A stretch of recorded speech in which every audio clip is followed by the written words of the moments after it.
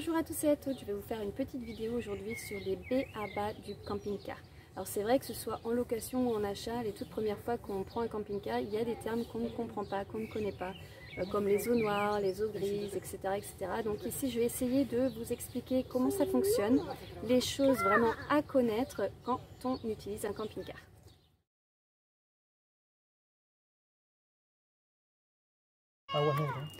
Alors ici c'est l'eau pour les toilettes, donc il faut chercher des endroits spécifiques pour décharger.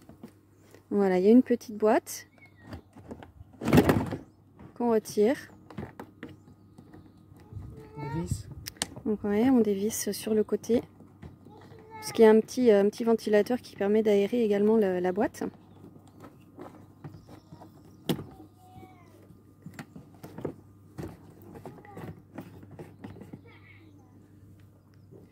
Voilà, et donc ça, on le décharge à l'endroit. Hein. Il y a des endroits, on appuie sur ce petit bouton là et puis on décharge. Donc là, il n'y a rien puisque c'est vide. Voilà. Et on remet ensuite à l'intérieur. Donc faut tout remettre. Et donc ça, c'est sous les WC, directement sous les toilettes. Alors voilà comment ça se passe sur un autre véhicule.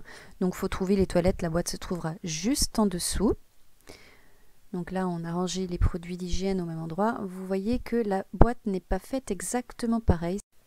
Donc effectivement, elle n'est pas connectée de la même manière. Donc elle sort comme ça. Il y a un petit système électronique qui se rend compte quand la boîte est bien positionnée ou quand elle ne l'est pas. Donc pour qu'il n'y ait pas d'accident simplement. Et ici, donc à la sortie du camping, il y a cette petite espace pour vider vos eaux noires. Donc voilà, il y a un petit signal. Comme ça que ça se présente. Alors ce qu'il y a souvent dans les campings, c'est ce genre d'installation. Donc c'est comme des toilettes au final. Et donc c'est pour déposer vos eaux noires, donc l'eau des toilettes. Et puis vous flush comme si c'était un toilette normal en fait. Mais voilà, c'est pour les eaux noires du camping-car. Et là en l'occurrence, il y a ça pour remplir le réservoir d'eau.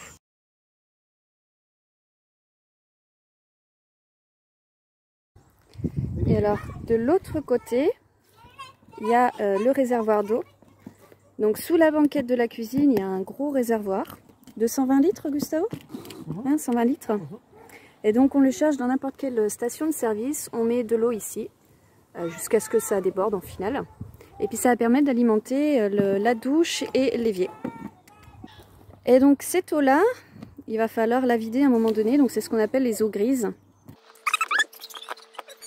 C'est pareil, il y a des endroits où il faut se rendre pour le vider. Donc c'est sous la caravane. Je sais pas si on voit bien. Hop, voilà.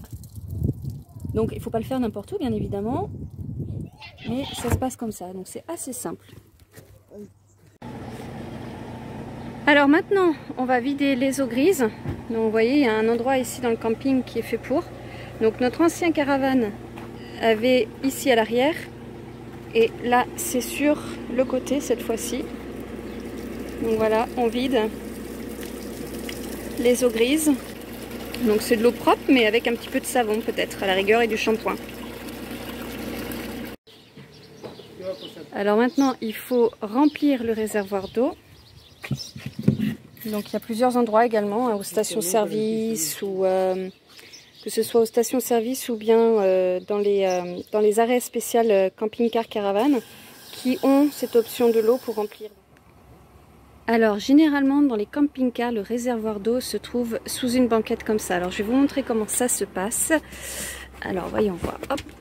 Vous voyez, vous avez une petite planche en bois et ici vous avez le réservoir.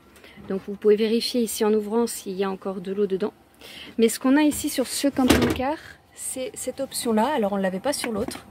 Quand vous allumez, vous tournez et en fait on vous donne le niveau, les niveaux, vous voyez, si c'est plein, si c'est vide, etc., etc. Donc ici on sait si c'est vide ou bien s'il reste encore de l'eau à l'intérieur. Point repas, vous avez donc la petite cuisine avec le frigo en dessous. Les deux fonctionnent au gaz. Voilà la cuisinière. Alors tous les campeurs ne sont pas faits pareil, mais celui-ci, il a l'option, donc vous avez la gaz ici pour faire cuire. Mais par exemple, le frigo, il fonctionne en 3 modes. Donc vous avez ici, il est au gaz, sinon il peut être branché directement sur le courant, ou bien fonctionner avec la pile, enfin la batterie du photovoltaïque.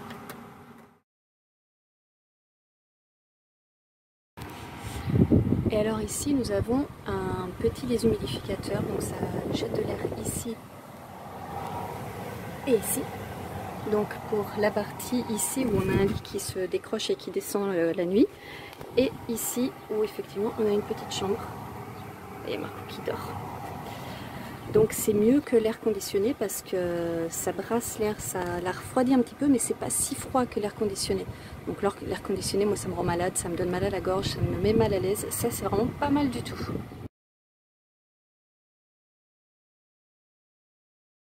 Donc si vous vous posez des questions pour le WC, voilà comment ça se présente. Vous faites vos petits besoins ici et en dessous il y a un petit truc qui fait que ça s'ouvre et que ça se ferme et donc ça tombe sous la boîte grise.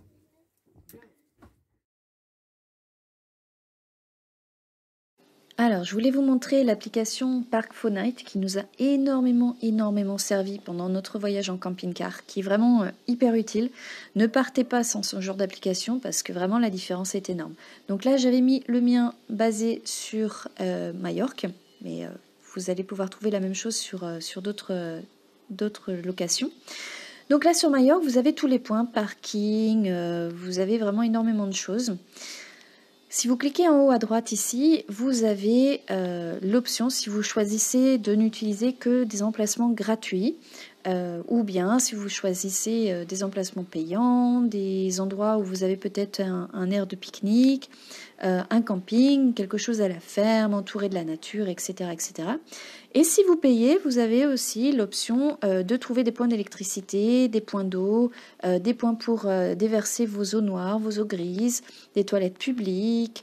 Vraiment, il y a de tout. Il y a aussi au niveau activité, si vous voulez faire du canoë-kayak, pêcher, trouver une belle plage, tout est là. Donc c'est vraiment le top. Et puis vous avez la possibilité de mettre vos points favoris. Donc là vous avez le long de votre chemin plein de choses et puis vous avez des points favoris. Donc par exemple ici moi j'en avais un. Donc vous avez, quand vous cliquez dessus, vous avez quelques photos. Hop, là ça s'est pas mis. Vous avez quelques photos qui se chargent. Voilà, des endroits pour s'arrêter pour dormir. Vous avez le détail en dessous. Voilà, avec les coordonnées satellites donc, ou de GPS. Et puis vous avez également des retours de personnes qui y sont allées et qui vous disent ce qu'ils ont pensé de l'endroit.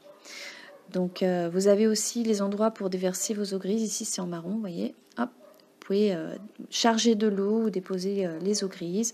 Vous avez en violet les endroits pour faire votre machine. Si vous lavez votre linge.